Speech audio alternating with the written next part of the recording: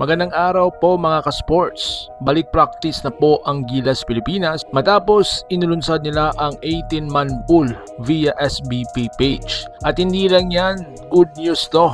Sasailalim na rin po ngayong araw sa Kongreso ang naturalization hearing ni Benny Boatwright. Dalawang malalaking balita ito na siguradong mapapainit sa fans ng Gilas. Kaya tutok lang dahil ididetalye natin ang buong nangyayari sa kampo ng ating national team. Kung trip mo po ang ganitong content, paiwan ng follow at pa-subscribe na din. Tara, simulan na natin. Pagkatapos ng ilang linggo ng pahinga at assessment, nagbukas muli ang training camp ng Gilas Pilipinas. Ang session ngayon ay nakatuon sa conditioning, defensive sets at ball movement bilang paghahanda sa FIBA World Cup Asian Qualifiers. May ilang importanteng highlights sa unang araw ng practice. Una, kompleto ang core member ni Coach Tim Cone. Kasama sa nakitang participants ang mga veterans ng 2023 at 2025 lineup, mga players na matagal nang nasa sistema at ilang bagong members na extended pool.